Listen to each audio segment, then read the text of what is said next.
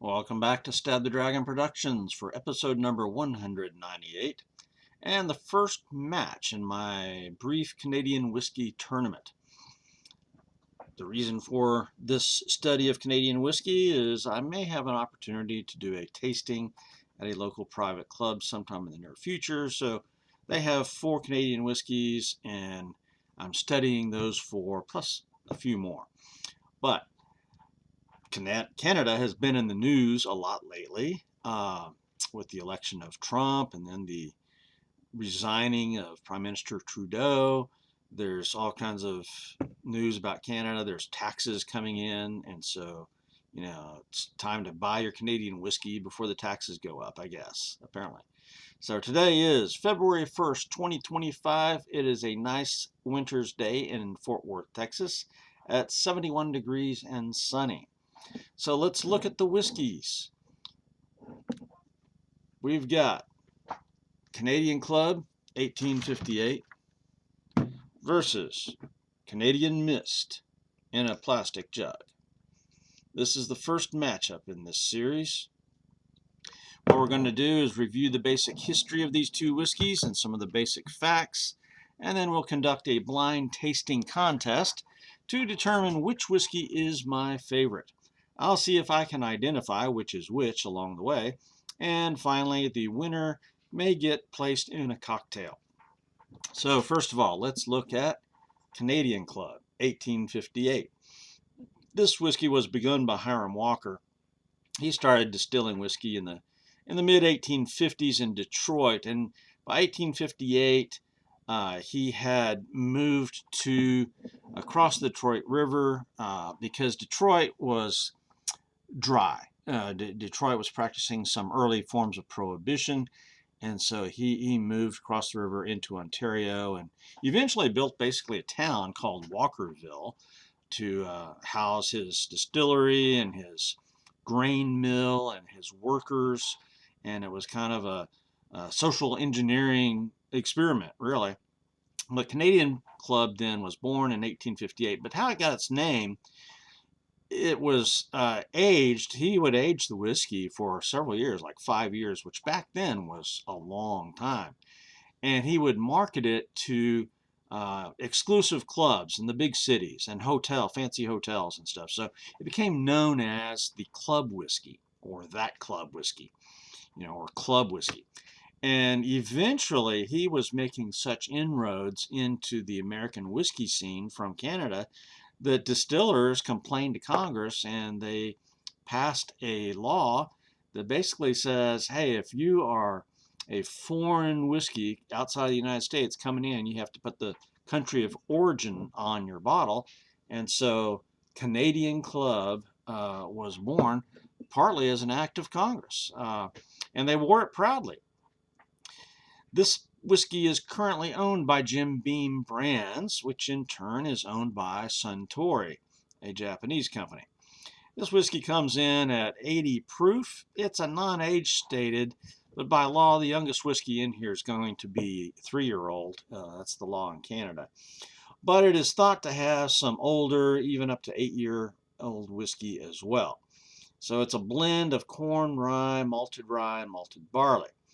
Its cost in Fort Worth in late January of 2025. Goody Goody has it for $10.99. Specs $10.49. Total Wine $12.99 for a liter. My tasting notes are: this is moderately sweet, a little bit oaky, hints of maple syrup, tobacco, leather. There's some corn, there's some spiciness from the rye, and my score for this whiskey was an 80. The drinkability, though, an A-. Over the years, it has frequented the bottom half of the top 20 whiskeys sold in America. It does have a royal warrant, which you can see right there. And royal warrants have to be renewed. I think it's like every 5 years. And in this corner, we have Canadian Mist. This comes to us from Collingwood, Ontario, where the distillery was built in either 1967 or 68 by Barton, and then it was sold a year later to Brown-Forman, And now I think since 2020 it's been owned by Sazerac. This was constructed initially by Barton to form a craft whiskey for Americans, but in Canada and done the Canadian way. It's got a corn base and then rye for flavor plus malted barley. Weighing in at 80 proof and no age statement, I don't know how old any of this is except the minimum 3-year-old by law. Goody Goody had it for $11.99. Total Wine for $17.99 for a 1.75 liter, and then Specs for $11.46. So this is just a tad bit more expensive than Canadian Club. This whiskey has also a few appearances in the top 20 whiskeys sold in America over the years. And my tasting notes for Canadian Mist. The nose carries through on the palate. You get corn sweetness, cereal, maybe even some candy corn or butterscotch. There's nothing bad in there. Yeah, if you listen to or watch or read the professional reviewers, some whiskey snobs included, this stuff is awful. I found it pleasant, though simple. It's an easy sipper, nothing big or bold, nothing to write home to mom about. And toward the end of the glass, I did start to get some maple flavor, faintly. In my review, I gave it a score of 66 and drinkability of a C+. That may be a little bit harsh. That may be a B-. I'm not sure. So the contest. This contest is blind. I am using blacked out Glencairns, and my able assistant, my wife, poured the whiskeys. Canadian Club is in glass number 1. It's labeled on the bottom of the glass. And Canadian Mist is glass number 2. So I'm going to judge based on the bottles, based on the nosing, flavors, taste, mouthfeel, burn, finish. And basically, the winner is going to be whichever whiskey I would prefer to drink 3 nights out of 5 if I was offered both, right? Price and availability, that's going to be the tiebreaker. If I can't discern which one I like better, then we'll figure out based on price and availability. And going in, I've got to say that Canadian Club is my favored to win. I think that's the one I probably like the best. Now, as part of the fun, I will try to guess which whiskey is which in the glasses to see how well I know my whiskeys. So first of all, let's look at the bottles and labels. I've got a plastic jug here, a reasonably attractive label, plastic screw-on cap, and then over here I've got a brown glass, smoky brown actually, which I like. I like colored glass, plastic screw-on lid. Kind of a classic looking label there, and you see the royal warrant again. So bottle label goes to Canadian Club,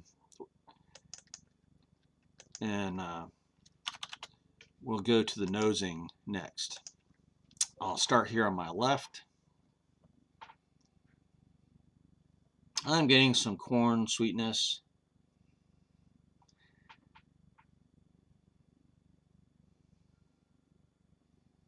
And not much else. My nose is really terrible at this, so nosing whiskeys is just not my thing.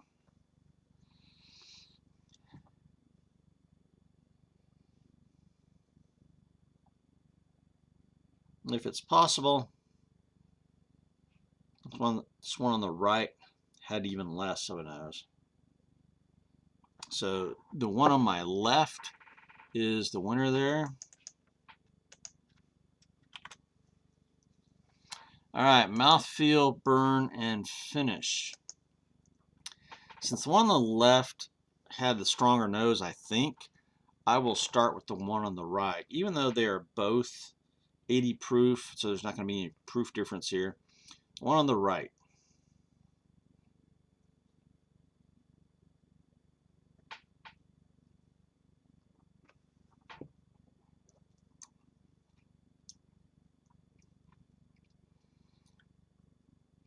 That is pretty sweet. Getting some maple there, some corn sweetness and little hints of maple.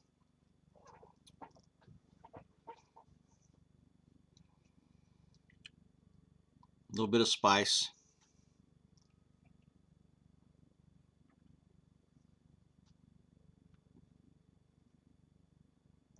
A decent mouthfeel. No real burn, just some tingles. Nothing going up into my sinuses, some tingles in the mouth. And down below, just faint tingles. So that's a very appropriate mouthfeel burn and finish. And the flavors are very nice. I mean, this is a easy, sweet sipper. Let me rinse my mouth out here.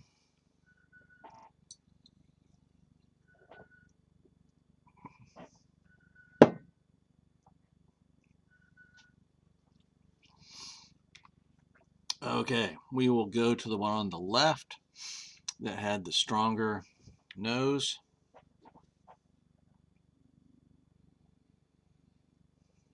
And now I can't smell anything.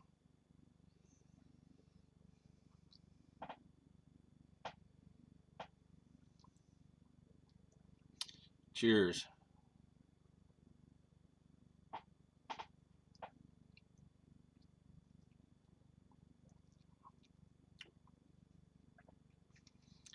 This is the lighter spirit of the two. This is getting some candy corn. You know, sweetness, not really much in the way of maple.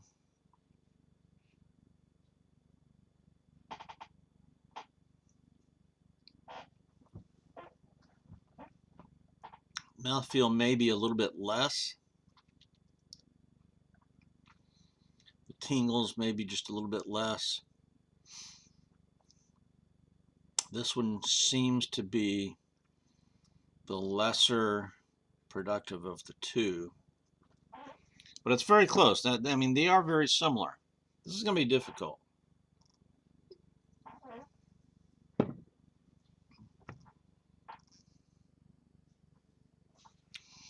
So I'm going to say mouthfeel, burn, and finish goes to the one on the right.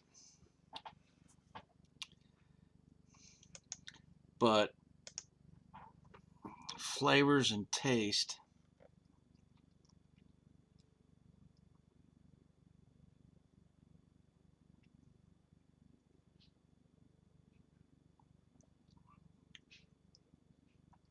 I think this one's got a little bit more depth of character to the flavor. I'm getting some hints of leather and tobacco. More wood on this one. So I'm going to give the flavor and taste. Let me try the one on the left one more time.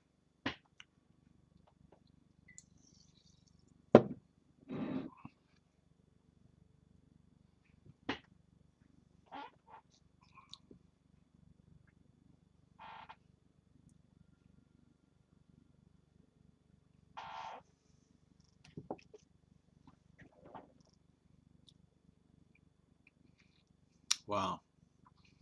I mean, this is very close, but I think the one on the left is just a little bit lighter in flavor notes. Yeah, I'm getting some of that candy, like maybe candy corn. So I'm going to give flavor and taste to the one on the right. So let's go with the one on the right for the win. And as far as which is which, I'm going to say the one on the right should be #1 Canadian Club. It is, in fact, Canadian Club.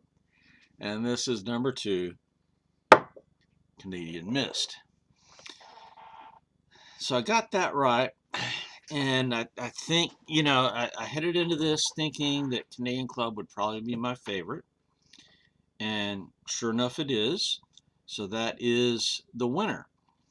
Now, my recommendation, Canadian Mist is certainly not terrible. I see so many reviews that say it's terrible.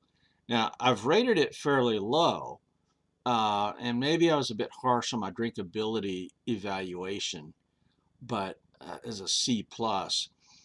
If I was offered this whiskey, if I was visiting somebody and said, "Hey, I've got some whiskey if you want," yeah, Canadian Mist, I would take it gladly with gratitude. That's fine. If they offered me a free bottle, "Hey, I've got more bottles than I need. Let me give you this Canadian Mist." No, thanks. I'm full. Okay.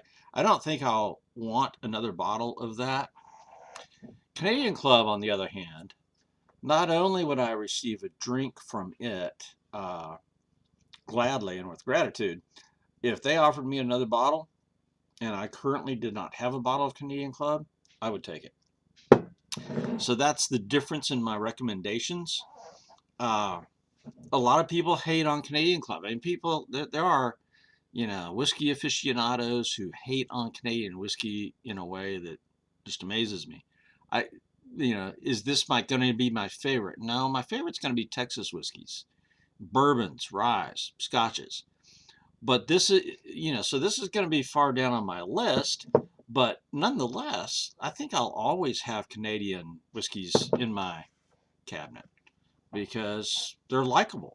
Absolutely. And Canadian Club, if I had to choose what I think is going to win this tournament, I'm going to say Canadian Club 1858. I think I like it better than Crown. So, that's what remains to be seen in the competition. So, we've got a winner, and I properly identified which whiskey was which. We've given a recommendation. Let me see about a cocktail now. We'll take a timeout and I'll make a cocktail. The Maple Old Fashioned. And I'm back with a Maple Old Fashioned. Used some Angostura bitters, some maple syrup, genuine maple syrup, not corn syrup, and then some of the Canadian Club, and there's an orange peel in there and a cherry. Cheers.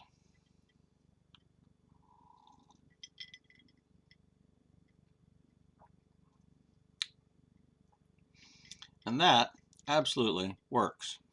I added a splash of water as well and some ice, but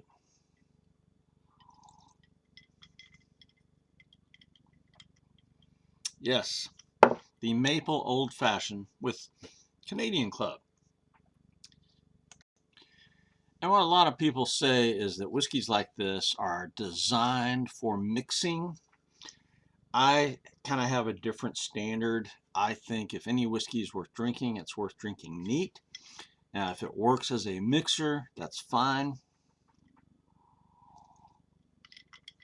But I've got to enjoy it neat. And Canadian Club, I do absolutely enjoy neat. But here in this Maple Old Fashioned, I think the maple that I get in Canadian whiskeys, how much of that is mental? I don't know, because it's Canada. They have the maple leaf on the flag, right? How much of it is flavoring?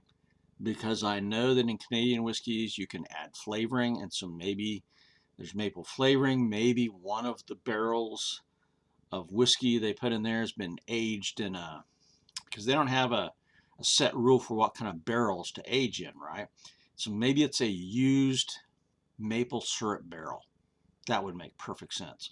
Or maybe a couple of staves from a maple syrup barrel. I don't know. Or maybe it's just artificial maple flavoring. Who knows? Whatever goes into Canadian whiskey is kind of a mystery.